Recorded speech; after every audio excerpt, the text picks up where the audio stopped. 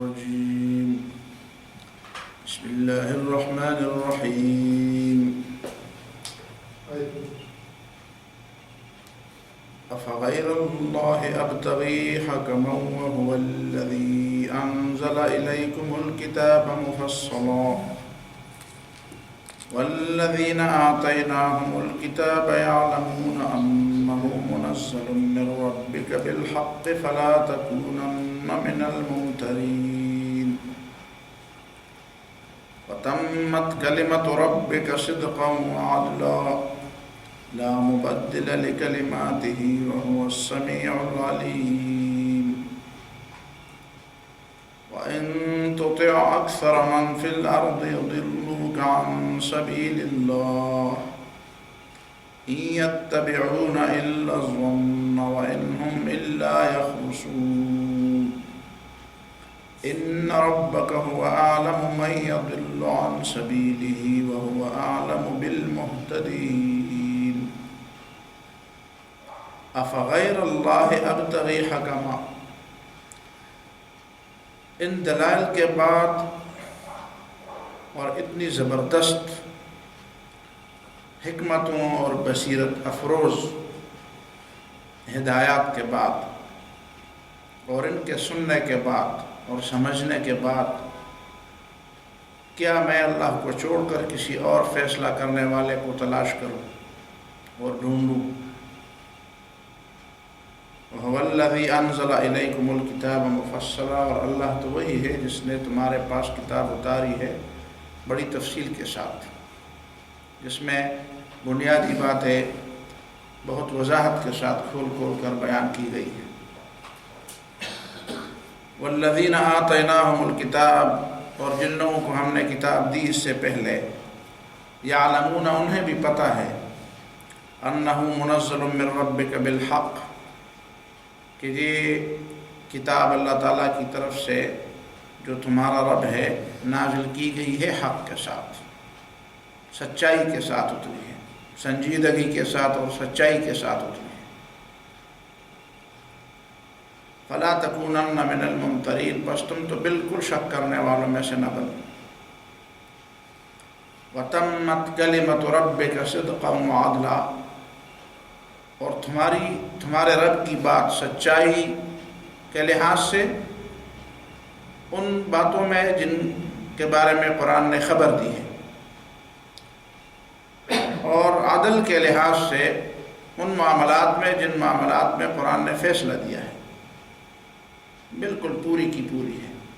وتمت کلمۃ ربک، اور تمہارے رب کی بات بالکل پوری ہے، مکمل ہے، صدق کے لحاظ سے بھی اور عدل کے لحاظ سے۔ جس بات کی قرآن نے خبر دی ہے وہ بات صدق کے لحاظ سے انتہائی اعلیٰ درجے کی ہے، اعلیٰ درجے کی سچائی ہے، اور جس بات کے بارے میں قرآن نے فیصلہ کیا ہے وہ عدل کے لحاظ سے بہت بڑی بات ہے، عدل کے لحاظ سے بڑی بات ہے اور کامل بات ہے۔ یعنی سچائی اور عدل اپنی آخری حدوں کے ساتھ اور اپنے آخری درجات اور اپنے اعلیٰ مدارج کے ساتھ قرآن میں بیان کی گئی۔ لا مبدل لکلماتہ، اللہ کی باتوں کو کوئی تبدیل کرنے والا نہیں، اللہ کی باتوں کو کوئی تبدیل نہیں کر سکتا، اللہ کے احکام کو کوئی تبدیل نہیں کر سکتا۔ وہ السمیع العلیم، اور اللہ تعالیٰ جاننے والا ہے، سننے والا ہے بندوں کی باتوں کو، اور جاننے والا ہے بندوں کے اعمال کو۔ وَإِن تُطِعْ أَكْثَرَ مَنْ فِي الْأَرْضِ، اب اس حد درجہ صداقت اور حد درجہ عدل کی بات کو چھوڑ کر اگر تم اتباع کرو اکثریت کی جو اس زمین کے اندر ہے، گمراہ اکثریت کی، یضلوک عن سبیل اللہ، تو یہ تجھے اللہ تعالیٰ کے راستے سے گمراہ کر دیں گے۔ ان یتبعون الا الظن، اکثریت صرف ظن، اٹکل اور گمان کا اتباع کرتی ہے، وہ سمجھ اور عقل اور فہم کا اتباع نہیں کرتی، اکثریت گمان کے پیچھے چلتے ہیں۔ وَإِنْهُمْ إِلَّا يَخْرُصُونَ، اور یہ صرف اٹکل بنانے والے ہیں، اندھیرے میں تیر مارنے والے ہیں، خرص اندازے لگانے والے، بغیر کسی ثبوت اور بغیر کسی دلیل کے ہر معاملہ اندازے سے چلانے والے، جس طرح پشتو میں کہتے ہیں نا پتک کا گئی، پتک بس پتک شو کو ان ربک هو اعلم من یضل عن سبیلہ، یقیناً تمہارا رب سب سے زیادہ جاننے والا ہے ان لوگوں کو جو اس کے راستے سے گمراہ ہو رہے ہیں، وہ اعلم بالمہتدین، وہ سب سے زیادہ جاننے والا ہے ہدایت یافتہ لوگ۔ اب پھر اس سلسلے کو اس گزشتہ سلسلے کے ساتھ جوڑیں کہ اللہ تعالیٰ نے اس دنیا کے اندر امتحان کے لیے وہ تمام مقدمات اور وہ تمام جو تقاضے تھے وہ پورے کر دیے۔ آزادی دی لوگوں کو، ایک تو انسان کی فطرت ایسی بنائی کہ وہ اگر چاہے تو سچ کو بھی پا سکتا ہے، وہ اگر چاہے تو جھوٹ کو بھی قبول کر سکتا ہے۔ انسانی فطرت ایسی نہیں بنائی کہ وہ صرف سچ کو قبول کرنے والی ہو اور جھوٹ سے ہمیشہ انکار کرنے والی ہو، بلکہ کبھی وہ اس لیے اگر وہ ہمیشہ جھوٹ سے انکار کرنے والی ہو اور اپنی فطرت کے لحاظ سے وہ ہمیشہ سچ ہی کو ماننے والی ہو تو پھر تو آزمائش ہی نہیں، بلکہ اس کو اس انداز سے بنایا گیا ہے کہ ایک طرف اللہ تعالیٰ کی قدرت کے دلائل اگر کوئی سمجھنا چاہے تو اتنے بے شمار ہیں کہ اسے گنا نہیں جا سکتا، اور ایک مومن سمجھتا ہے کہ یہاں تو لمحہ بلمحہ اور ذرے ذرے میں اللہ تعالیٰ کی قدرت اور توحید کی دلائل ہے، لیکن دوسری طرف جو نہ ماننے والے لوگ ہیں وہ کہتے ہیں یار ہمیں تو نظر نہیں آتے، کہاں ہے دلائل، یہ سب کچھ تو اس طرح ہو رہا ہے، پرانے زمانے سے ہو رہا ہے، تو کہاں ہے دلائل؟ تو یہ وہ چیز ہے جس میں انسان کی آزمائش ہے۔ دوسری بات یہ کہ اس آزمائش سے اللہ تعالیٰ نے انبیاء کو بھی استثناء نہیں دی، وَكَذَلِكَ جَعَلْنَا لِكُلِّ نَبِيٍّ عَدُوًّا شَيَاطِينَ الْجِنِّ وَالْإِنسِ، حتیٰ کہ انبیاء کے لیے بھی اس دنیا کے اندر دشمن تھے، اور انبیاء نے بھی اس دنیا کے اسباب کے تحت بالکل جس طرح ان کے دشمنوں نے اسلام کو مغلوب کرنے کے لیے اور پیغمبروں کا مقابلہ کرنے کے لیے جو وسائل اور ذرائع استعمال کیے جو ان کے بس میں تھے، بالکل اسی طرح انبیاء نے بھی وہی وسائل اور ذرائع استعمال کیے تھے جو ان کے بس میں تھے۔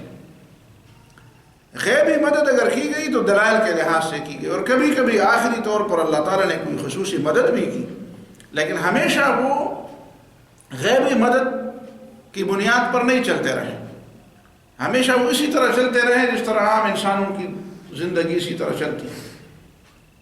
انہوں نے جو بھی وسائل اختیار کیے اپنے دعوت کے پھیلانے کے لیے، اپنی بات کو سمجھانے کے لیے، تو وہی وسائل اور ذرائع تھے جو دنیا میں پہلے سے موجود تھے۔ تو جو لوگ دین کے غلبے اور دین کی طرف بلانے کا کام کرے وہ یہ نہ سمجھے کہ جب میں دین کی طرف بلانے کی بات کروں گا تو بس آسمان سے غیبی مدد کی بارش شروع ہو جائے گی اور غیبی طور پر میری بات کو وہ پذیرائی نصیب ہوگی اور میرے لیے اللہ تعالیٰ کی طرف سے مدد کے وہ دروازے کھلیں گے جو بالکل ہر معاملہ میرا غیب سے حل ہوتا رہے گا۔ ایسا نہیں ہوگا، ورنہ پھر تو آزمائش نہیں ہوگی۔ اگر صرف منہ کھولتے ہی غیبی مدد آنی شروع ہو جائے اور کبھی آپ کو کوئی تکلیف ہی نہ پہنچے، کبھی دشمن آپ پہ کبھی غالب بھی نہ آ جائے، کبھی دشمن کا ہاتھ آپ کے گریبان تک ہی نہ پہنچے، کبھی دشمن آپ کے ایذا کر اور آپ کو تکلیف دینے پہ قادر ہی نہ ہو، تو پھر تو آزمائش ہی نہیں ہے۔ سب سے زیادہ آزمائش ہے انبیاء کی، لوگوں نے ان کو تکلیف بھی دی، ان کو جھٹلایا بھی گیا، ان کے خلاف معرکے بھی برپا کیے گئے، جنگیں بھی لڑی گئی، کبھی وہ جیتتے تھے کبھی ہارتے تھے۔ تو اس سے استثناء کسی کو نہیں ملی۔ وَكَذَلِكَ جَعَلْنَا لِكُلِّ نَبِيٍّ عَدُوًّا شَيَاطِينَ الْإِنسِ وَالْجِنِّ اور یوحی بعضهم إِلَى بعضٍ زُخْرُفَ الْقَوْلِ غُرُورًا، ان کی لڑائی جھوٹ کی لڑائی تھی۔ جو انبیاء کے دشمن تھے وہ جھوٹ کی بنیاد پر لڑ رہے تھے، وہ ایک دوسرے کو جھوٹ سکھانا چاہتے، زخرف القول، ایسی باتیں جو دھوکے والی باتیں ہوں، جو بظاہر تو ملمہ کاری اس پہ کی گئی ہو اور بظاہر تو بڑی چمک دمک والی چیزیں ہوں، لیکن حقیقت میں وہ بالکل اس میں کچھ بھی نہ ہو، حقیقت کے ساتھ اس کا کوئی تعلق نہ ہو، صرف دھوکہ ہو، نظر کا دھوکہ، الفاظ کا دھوکہ، جھوٹ اور سچ کو آمیزہ کر کے اس جھوٹ اور خلط کو ملتبس کر کے ایک دوسرے کے ساتھ گڑبڑ کر کے مخلوط کر کے ان کا نظام اسی طرح چلتا رہا، دشمنوں کا، پیغمبروں کے دشمنوں کا طریقہ یہی زخرف، وہ ایک دوسرے کو بھی دھوکہ دیتے تھے، دوسرے لوگوں کو بھی دھوکہ دیتے تھے، خود بھی آپس میں ایک دوسرے کو دھوکہ دیتے تھے۔ اس کے بعد پھر فرمایا وَلِتَصْغَىٰ إِلَيْهِ أَفْئِدَةُ الَّذِينَ لَا يُؤْمِنُونَ بِالْآخِرَةِ، یہ جھوٹ کی قدرت ان کو کیوں دی گئی؟ ان کو یہ موقع کیوں دیا گیا کہ وہ جھوٹ بنا بنا کے انبیاء کے خلاف پیش کریں اور لوگوں کو انبیاء کی دعوت سے روک کر اس جھوٹ کی طرف بلائیں؟ یہ موقع ان کو کیوں دیا گیا؟ اسی لیے دیا گیا تاکہ لوگوں کی آزمائش ہو جائے، اور تاکہ لِتَصْغَىٰ إِلَيْهِ أَفْئِدَةُ الَّذِينَ لَا يُؤْمِنُونَ بِالْآخِرَةِ، جن لوگوں کے دلوں کے اندر جھوٹ کی طرف میلان ہے وہ اسی بات کی طرف، دیکھیں نا باتیں تو بہت ہو رہی ہیں، قرآن بھی بیان ہو رہا ہے، سنت بھی بیان ہو رہی ہے، دین بھی بیان ہو رہا ہے، سچائی بھی بیان ہو رہی ہے، اور دوسری طرف جھوٹ بھی بیان ہو، تو ان کے دل اس بات کی طرف مائل ہے۔ ایک ماحول میں دو چار قسم کی آوازیں، تو ایک شخص ایک خاص آواز کو پسند کرتا ہے، اس کو کان لگا کر سنتا ہے، مجھے تو وہ آواز پسند ہے، تو ہر انسان کو اس کی پسند کی آواز کے لیے آزاد چھوڑا گیا ہے، لِتَصْغَىٰ إِلَيْهِ أَفْئِدَةُ الَّذِينَ لَا يُؤْمِنُونَ بِالْآخِرَةِ، تاکہ یہ لوگ اس کی طرف اپنی کان لگا کے سنیں، جو ایمان پہ، جو آخرت پر ایمان لانے والے نہیں ہیں، وہ اس بات کی طرف زیادہ دھیان دیں، زیادہ توجہ سے۔ تو ظاہر ہے کہ اس میں غلطی اس شخص کی بھی ہے جو بے دینی کی طرف بلانے والا ہے، لیکن اس شخص کے اندر بھی ایک جھوٹ کی طرف ایک توجہ ہے، ایک میلان ہے، ایک ٹیڑھ ہے اس کے اندر۔ اگر بلانے والا بلاتا بھی رہے لیکن کسی کے اندر جھوٹ کی طرف کوئی توجہ نہ ہو، وہ کہے یار یہ تو جھوٹ بول رہا، تو میں کیوں اس کی طرف توجہ دوں؟ وَلِيَقْتَرِفُوهُ، اور تاکہ صرف وہ جھوٹ کو سنے نہ بلکہ اس پہ عمل بھی کریں۔ وَلِيَقْتَرِفُوا مَا هُمْ مُقْتَرِفُونَ، اور جو کرے جو کچھ کرنا چاہتے ہیں، کمائے جو برائی کمانا چاہتے ہیں، اس کے لیے ان کو آزاد چھوڑ دیں۔ اب جب یہ باتیں ہیں تو أَفَغَيْرَ اللَّهِ أَبْتَغِي حَكَمًا، جب اتنی تفصیل کے ساتھ بات ہو گئی ہے کہ یہ لڑائی سچ اور جھوٹ کی لڑائی ہے، حق اور باطل کی لڑائی ہے، ان کی طرف سے جبر ہے، اسلام کی طرف سے جبر نہیں، ان کی طرف ملامکاری ہے، دھوکہ ہے، فریب ہے، اسلام سچائی پیش کرتا ہے، حق پیش کرتا ہے، بالکل جو کچھ حقائق ہے وہ پیش کرتا ہے۔ تو اس معاملے میں پھر اللہ تعالیٰ کی بات چھوڑ کر کسی اور کی طرف نظر اٹھا کے دیکھا کیوں جائے؟ اور اب تغی حکمان، فیصلہ کرنے والا، فیصلہ تو اللہ تعالیٰ نے کر دیا ہے، تو اللہ تعالیٰ کے فیصلے کے اوپر کسی اور فیصلہ کرنے والے کو میں کیوں ڈھونڈوں، میں اس کی تو بات پہ کیوں توجہ دوں؟ اسی لیے تو بعد میں فرمایا گیا کہ وَتَمَّتْ كَلِمَةُ رَبِّكَ صِدْقًا وَعَدْلًا، سب سے زیادہ سچی بات اور سب سے زیادہ عدل والی بات تو اللہ تعالیٰ کی ہے۔ تو جو عدل کی آخری حد ہو اس کو چھوڑ کر میں اس کے بعد، تو ظاہر ہے کہ اس کے بعد تو کوئی عدل نہیں ہو سکتا، اس کے بعد تو کوئی سچائی نہیں ہو سکتی۔ سچائی کی جو آخری حدیں ہیں وہ تو اللہ تعالیٰ کے پاس ہے، سچائی اپنی تمام اور کامل اور جامع صورت میں تو اللہ تعالیٰ کے پاس ہے، عدل اپنی جامع اور حقیقی صورت اور حقیقی شکل میں اور حقیقی تفصیلات کے ساتھ اللہ تعالیٰ کے پاس ہے۔ تو اس کو چھوڑ کر میں کسی اور حکم کو کیوں تلاش کروں؟ ظاہر ہے کہ اس کے بعد تو پھر فماذا بعد الحق الا الضلال، حق کے بعد تو پھر گمراہی ہی ہے۔ تو جب ہدایت میرے پاس آ گئی ہے، جب سچائی میرے پاس آ گئی ہے، تو میں اس کو چھوڑ کر پھر گمراہی کی طرف کیوں جاؤں؟ وَهُوَ الَّذِي أَنزَلَ إِلَيْكُمُ الْكِتَابَ مُفَصَّلًا، اور یہ بات صرف مجھے نہیں سمجھائی گئی، یہ تمہاری طرف بھی یہ بات، تمہاری طرف بھی یہ کتاب نازل کی، أَنزَلَ إِلَيْكُمُ الْكِتَابَ، دیکھیں نا، پیغمبر پر تو کتاب اتاری گئی لیکن لوگوں کی طرف اتاری گئی ہے۔ تم بھی یہ سچائی حاصل کر سکتے ہو، سمجھ سکتے ہو، اور اس میں ساری تفصیلات۔ پھر والذین آتیناہم الکتاب یعلمون انہ منزل من ربک بالحق، یہود اور عیسائی بھی جانتے ہیں. اور کئی مثالیں اس کی نبی صلی اللہ علیہ وسلم کے زمانے میں پیش ہوئی ہیں کہ انہوں نے اس کا اعتراف کیا ہے کہ محمد صلی اللہ علیہ وسلم سچا نبی ہے، سچا نبی. فلا تکونن من الممترین، تو پھر تم شک کرنے والوں میں سے تو بالکل نہ بنو. یعنی اس کا مطلب ہے کہ صرف انکار کرنا گناہ نہیں، اللہ کی بات میں شک کرنا بھی گناہ ہے. شک بھی ایمان کے ساتھ مجتمع نہیں ہوتا. ثم لم یرتابوا، ایمان لانے کے بعد پھر شک کی گنجائش نہیں ہے. اور شک کی بنیاد پر، شک کے ساتھ جو لوگ چلتے ہیں ایمان والوں کے ساتھ، ایمان کے معاملے میں جو لوگ شک کرتے ہیں، توحید، قرآن، سنت، آخرت، ان معاملات میں جو لوگ شک کے مرتکب ہو رہے ہیں، وہ اور نہ ماننے والوں میں کوئی فرق نہیں. وَتَمَّتْ كَلِمَةُ رَبِّكَ صِدْقًا وَعَدْلًا، اور تمہارے رب کی بات پوری ہو گئی ہے، سچائی کے لحاظ سے بھی اور عدل کے لحاظ سے بھی. سچائی جتنی ہے وہ اللہ نے بیان کی ہے، اور عدل جتنا ہے وہ بھی اللہ تعالیٰ نے بیان کیا. اللہ کے فیصلوں میں عدل ہے. قرآن صرف یہ بیان نہیں کہ سچائی ہے، بس صرف سچائی ہے، سچائی نہیں، سچائی بھی ہے، عدل بھی ہے.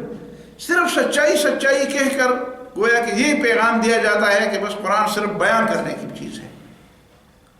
اگر اس کے ساتھ عدل کو بھی ساتھ رکھا جائے، اس طرح قرآن میں ہے صدقاً وعدلا، تو عدل کا معنی ہے کہ جب فیصلے کی بات ہو. سچائی کی بات تو انفرادی بھی ہو سکتی ہے، وہ تو مطلب یہ ہے کہ چلو ایک انڈیویجول چیز ہے، ایک انفرادی چیز ہے، جس طرح مذہب جس کو کہتے ہیں، مذہب انسان کا انفرادی معاملہ. لیکن عدل کا تعلق جن معاملات سے وہ جو انفرادی معاملہ ہے، عدل کا تعلق تو دو شخصوں کے ساتھ، ایک آدمی کی فیصلے کے ساتھ ہے کہ ایک آدمی کیا فیصلہ کرتا ہے. اور فیصلے سے مراد صرف عدالتوں کے فیصلے بھی مراد نہیں ہے. انسانی زندگی میں کئی فیصلے آتے ہیں. انسان بہت معاملات میں، بڑے بڑے معاملات میں خود بھی ایک فیصلہ کرتا ہے، عدالت کے بغیر بھی ایک فیصلہ کرتا ہے. یہ ہم خاندانوں کے معاملات میں، پسند و ناپسند میں، دوستی اور دشمنی میں، کتنے معاملات میں ہم فیصلے کرتے ہیں. کاروبار کے بارے میں فیصلے کرتے ہیں، کسی کے ساتھ دوستی، کسی کے ساتھ تعلق، کوئی اہم کتنے معاملات میں انسان انفرادی طور پر فیصلے کرتا ہے. تو انسان کی انفرادی اور اجتماعی زندگی کے لیے اللہ تعالیٰ کی بات سب سے پوری بات ہے. اس کا مطلب یہ ہے کہ انسان کی زندگی کا کوئی پہلو انفرادی ہو یا اجتماعی ہو، وہ اللہ تعالیٰ کی تعلیمات اور اللہ تعالیٰ کی ہدایات سے باہر نہیں. وَتَمَّتْ كَلِمَةُ رَبِّكَ صِدْقًا وَعَدْلًا. اب سچائی پوری کی پوری شکل میں آ گئی اور عدل اور انصاف بھی پوری کی پوری شکل میں آ گیا ہے. تو اس کے بعد اس کو چھوڑ کر کسی اور چیز کی تلاش کرنا، لا مبدل لکلماتہ، اللہ تعالیٰ کی کہ احکام کو کوئی تبدیل کرنے والا نہیں. ایسی کوئی بات نہیں معلوم ہو سکتی ہے قیامت تک. کوئی نیا انکشاف ایسا نہیں ہو سکتا کہ اللہ تعالیٰ کی بات کو تبدیل کر دے، یعنی اللہ تعالیٰ کی سچی بات کو جھوٹی قرار دے. کوئی نیا انکشاف قیامت تک ایسا نہیں ہو سکتا جو اللہ تعالیٰ کے عدل کے مقابلے میں زیادہ عدل کی بات کہہ دے اور عدل کی بات کو ظلم قرار دے. جو لوگ اللہ تعالیٰ کے کسی حکم کو ظلم قرار دیتے ہیں وہ خود ظالم ہیں. لوگوں نے اللہ تعالیٰ کے عدل کے بات کو، کسی نے رجم کو ظلم کہا، کسی نے قطعیت کو ظلم کہا، کسی نے دوسری بات کو قصاص کو ظلم کہا ہوگا. سمجھ میں آتی. کسی نے اللہ تعالیٰ کے کسی دوسرے فیصلے کو میراث کے معاملات میں جو اللہ تعالیٰ نے تفریق کی ہے اس کو ظلم کہا ہوگا. تو وہ لوگ خود ظالم ہیں. یہ اس بنیاد پر لوگ نہیں کہتے کہ ان کو کوئی نئی چیز، کسی نئی چیز کا انکشاف ہوا ہے اور اس سے پتہ چلا ہے کہ نعوذ باللہ اللہ تعالیٰ کی بات عدل کی نہیں تھی اور ہماری بات جو ہے نا وہ عدل کی. یہ کسی نئے انکشاف اور کسی نئی تحقیق کے بنیاد پر وہ نہیں کہتے، وہ ظلم کی بنیاد پر کہتے ہیں، جہالت کی بنیاد پر کہتے ہیں. ان کو نہیں پتہ، یہ ظالم ہے، یہ جاہل ہے، یہ ناسمجھ لوگ ہیں. ناسمجھی اور جہالت اور ظلم کی بنیاد پر. ورنہ لا مبدل لکلماتہ، اللہ تعالیٰ کے کلمات اور اللہ تعالیٰ کے احکام کو کوئی تبدیل کرنے والا. اللہ تعالیٰ نے جس چیز کو سچائی قرار دیا وہ آخری حد تک سچائی ہے، جس کو عدل قرار دیا وہ آخری حد تک عدل ہے. ایسی کوئی انکشاف، ایسی کوئی نئی بات نہیں ہوگی کہ جو اس کو تبدیل کر دے. لا مبدل، ایسا کوئی تبدیل کرنے والا نہیں. ہاں اللہ تعالیٰ اپنے احکام کو تبدیل کر سکتا ہے. اس کا یہ معنی نہیں ہے کہ اللہ تعالیٰ نے ایک دفعہ جو احکام بنا دیے ہیں وہ پھر اللہ تعالیٰ بھی اس کو تبدیل نہیں کر سکتا. نہیں، اللہ تعالیٰ تبدیل کر سکتا ہے، چاہے کر سکتا ہے تو کرے، نہ کرے تو اللہ تعالیٰ کی مرضی. کسی بندے کی مرضی پر وہ نہ تبدیلی کو روکتا ہے نہ تبدیلی لاتا ہے. وہ بات تو پہلے بیان کی گئی. لیکن اللہ کے بغیر کوئی شخص، کوئی ادارہ، کوئی فرد، کوئی قوم، کوئی مجلس ایسی نہیں ہے جو اللہ تعالیٰ کے احکام کو تبدیل کر. لا مبدل لکلماتہ. اور اللہ تعالیٰ اگر تبدیل کرنا چاہے تو پہلی بات بھی سچی ہوگی اور بعد میں آنے والی بات بھی سچی ہوگی. ما ننسخ من آیۃ او ننسها نأتی بخیر منها او مثلها.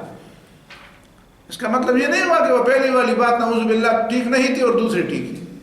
وہ پہلی والی بھی ٹھیک تھی اور جو اللہ تعالیٰ نے تبدیل کی وہ بھی ٹھیک تھی.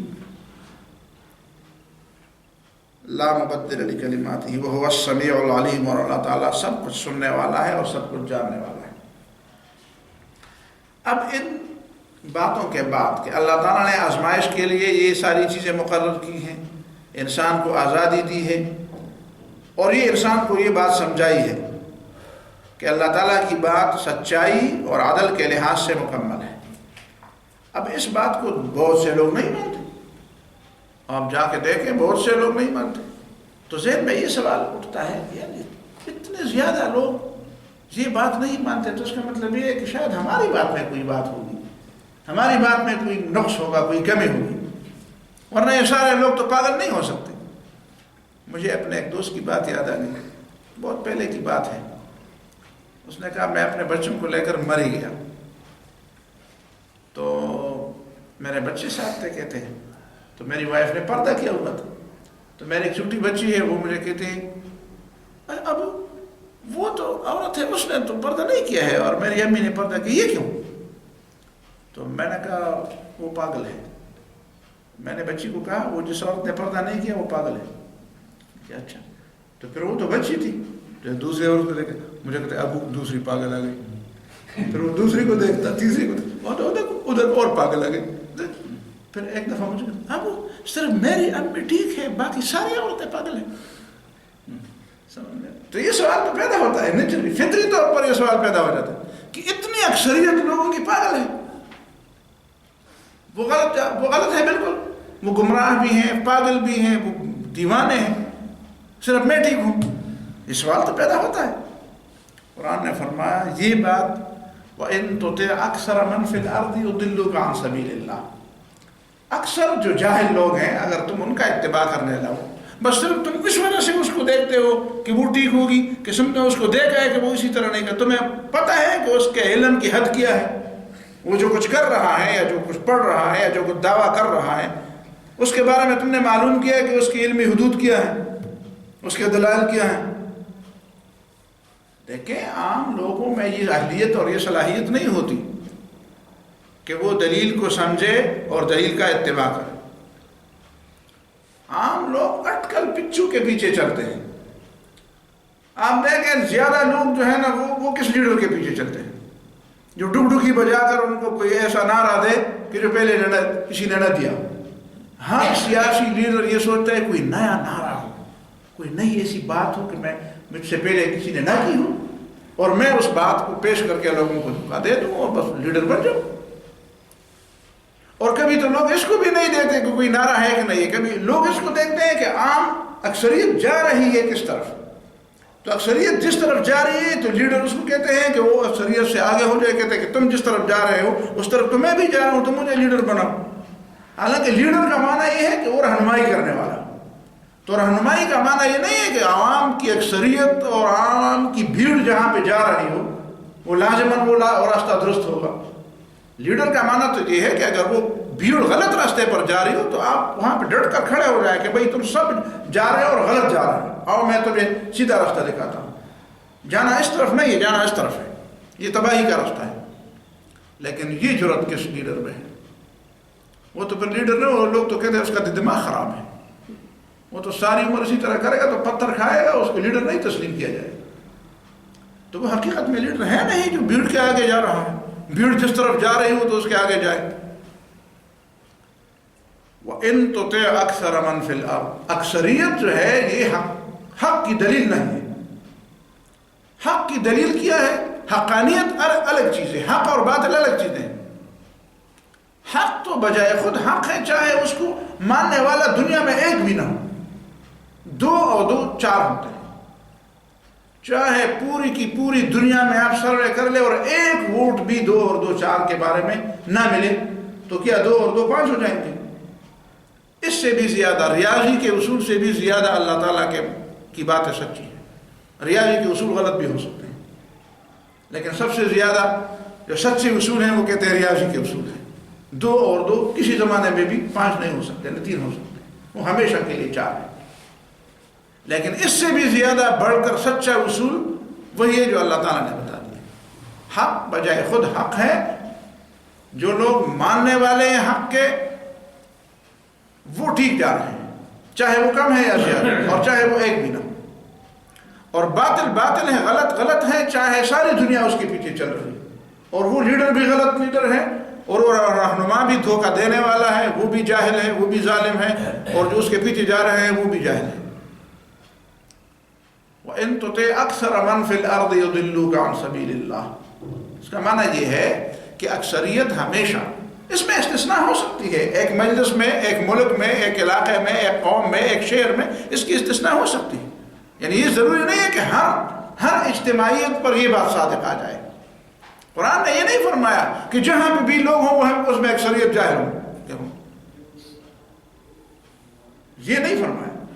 ایک عام قاعدہ، ایک عام بات ہے دنیا کی. دنیا میں جتنی بھی قومیں آباد ہیں، پہلے زمانے میں، موجودہ زمانے میں، آئندہ زمانے میں، اس میں یہ بات ہے کہ عمومی طور پر اکثریت ایسے لوگوں کی ہوتی ہے جو دلیل کو نہیں دیکھتی، نہ دلیل کو سمجھتی، اور نہ وہ سچائی کی بنیاد پر کسی کے پیچھے چلتے. وہ دیکھتے ہیں غلبہ کس کو حاصل ہو رہا ہے، پلڑا کس کا بھاری ہے، نعرہ کس کے پاس ہے اچھا بہترین نعرہ، ذرا جو ہے نا پسندیدہ، ذرا پرکشش نعرہ کس کے پاس ہے. تو جس کے پاس پرکشش نعرہ ہو، جس کے پاس کوئی ایسی چیز ہو جو دوسرے کے پاس ہو، اور اسی طرح اس کے پاس جو، تو اسی کے پیچھے لوگ چلتے ہیں. یاره چې په خبره ده نو بس راشي دلته خو ته پته ده چې دلته بره درس روان دی او ستا خبرې به لږ خو مهرباني وکړه چې د دروازې نه دننه شي، نو بیا خو گزاره کوه. چلو وَإِن تُطِعْ أَكْثَرَ مَنْ فِي الْأَرْضِ يُضِلُّوكَ عَنْ سَبِيلِ اللَّهِ. اور اگر تم اطاعت کرو ان لوگوں کی اکثریت کی جو زمین میں بسنے والے ہیں، يُضِلُّوكَ عَنْ سَبِيلِ اللَّهِ، تو یہ تمہیں گمراہ کر دیں گے اللہ تعالیٰ کے راستے سے. اللہ تعالیٰ کے راستے سے تجھے ہٹا دیں گے. اور اس لیے ہٹا دیں گے کہ إِن يَتَّبِعُونَ إِلَّا الظَّنَّ، یہ صرف گمان کا اتباع کرنے والے ہیں، یہ صرف گمان کا اتباع کرتے ہیں. یعنی یہ سچ اور گمان میں فرق نہیں کرتے. یہ تو گمان ہے نا کہ اچھا اتنے لوگ یار بس ٹھیک ہے یار، ظاہر آپ کے پاس تو کچھ بھی نہیں. وہ متنبی نے کہا تھا، حماشی نے کہا تھا، تعیرنا انا قلیل عدیدنا، کہ میری بیوی نے مجھے آر دلائی کہ انا قلیل عدیدنا، وہ تمہاری پارٹی کے لوگ تو بڑے کم ہیں، تم تو ہار گئے، اور تمہاری پارٹی تو ہار گئی، تمہارے تو 10-15 لوگ ہیں. ہاں 2 ٹانگے بردان میں ایک مثل مشہور ہے، 2 ٹانگے خلق دو. اب تو ٹانگے تقریباً ناپید ہو رہے ہیں، تو مثل بھی مثال بھی ناپید ہو جائے گا. مطلب فلان کی وہ تو 2 ٹانگے کسان دے، 2 ٹانگے کسان نے، تم تو پوری زمین پر 2 ٹانگے بھی نہیں بھر سکتے. تو پھر تو یہ ہے گمان کی بات. اسی طرح اس نے کہا انا قلیل عدیدنا، تاسو کو 2 ٹانگے خلق ہے، تم تو بس اتنے تھوڑے ہو. فقلت لها ان الكرام قلیل، میں نے کہا تجھے پتہ نہیں ہے کہ شریف لوگ ہمیشہ دنیا میں کم ہوتے ہیں، شریف لوگ ہمیشہ دنیا میں کم ہوتے ہیں، معزز لوگ دنیا میں ہمیشہ کم ہوتے ہیں، کم رہے. کبھی ایسا نہیں ہوا کہ بہت استثنائی صورتوں کے علاوہ کہ ایک ہی وقت میں جو لوگ ہوں وہ سب کے سب قابل ترین اور مخلص ترین اور بالکل آسمان کے تارے. یہ صرف صحابہ کرام کے لیے ہے یہ مقام، اور یہ رسول اللہ صلی اللہ علیہ وسلم کی ایک خصوصیت ہے اور اسلام کی ایک زبردست خصوصیت ہے کہ آپ چیلنج کر لیں پوری دنیا کو. لوگ کہتے ہیں بڑے بڑے لوگ گزرے، جتنے بھی بڑے لوگ گزرے ہیں آپ ان سب کی تاریخ اٹھا کے دیکھیں. ان بڑے لوگوں میں سے محمد صلی اللہ علیہ وسلم کے ارد گرد جتنے بڑے لوگ جمع ہوئے بیک وقت ایک ہی شہر میں اور ایک ہی بستی میں جو عظیم لوگ جمع ہوئے تھے، ایسے عظیم لوگوں کا اجتماع پوری دنیا کی تاریخ میں کوئی اٹھا کے دیکھے کہ ان میں سے ایک ایک فرد، اگرچہ وہ مقتدی تھا، وہ بجائے خود ایک بہت بڑا امام تھا. اگرچہ وہ فالوور تھا لیکن وہ بجائے خود ایک بہت بڑا امام تھا، بہت بڑا لیڈر تھا. اور وقت نے ثابت کر دیا کہ وہ لیڈر تھے کہ نہیں تھے. جب وہ بکھر گئے دنیا میں تو کسی نے علم کے میدان میں کیا کمالات دکھائے، اور کسی نے فتوحات کی دنیا میں کیا کمالات دکھائے، اور کسی نے حکومت کی دنیا میں کیا کمالات دکھائے، اور کسی نے دوسری خدمتوں کی دنیا، کسی نہ کسی میدان میں انہوں نے جو کمالات دکھائے. یہ ایک ایسا اجتماع تھا کہ ایسا اجتماع آپ کے کہکشاں میں ستاروں کا دیکھ سکتے ہیں، زمین پر اس طرح کوئی مثال نہیں پیش کی جا سکتی. تو یہ تو ایک خصوصیت ہے رسول اللہ صلی اللہ علیہ وسلم. ورنہ عام طور پر تو لوگ دیکھتے ہیں تو وہ یتبعون الا الظن، وہ گمان اور یقین میں فرق نہیں کر سکتے. انہیں پتہ نہیں یہ گمان کیا چیز ہے اور یقین کیا چیز ہے، اور کسی بات کو ماننے میں کیا کیا اس کے اصول، کس بنیاد پر کسی کی بات ماننی چاہیے. بس پر ڈنگ سن کر بس اس کے آگے ناچنا چاہیے، یا دیکھنا بھی چاہیے کہ واقعی کوئی ہے کہ نہیں ہے. تو یہ دنیا کے لوگوں کی باتیں ہیں اور یہ قرآن کی بات ہے. یضلوک عن سبیل اللہ ان یتبعون الا الظن، یہ لوگ تو گمان کے پیچھے چلتے ہیں. وانہم الا یخرصون، اور یہ اٹکل بس اس طرح ہوگا، دیکھے بہار آئے گی، دودھ اور نہر شہد کی نہریں بہیں گی، اور ایسا ہوگا اور ایسا ہوگا، پھر کچھ بھی نہیں ہوگا. بس اس کا کام ہو جائے گا، اس کی تنخواہ لگ جائے گی، باقی لوگوں کا کام اسی طرح رہے گا. کہتے ہیں آپ کے مسائل انشاءاللہ حل کریں گے. تو اسلام کی یہ بات ہے کہ اسلام اسی طرح کھوکھلے نعروں اور کھوکھلے دعووں اور اسی طرح جھوٹے وعدوں اور جھوٹے ملمہ کاریوں، اسلام ان چیزوں کا قائل نہیں، لیکن اسلام کو سمجھنے کی ضرورت ہے. جی بارک اللہ فیک.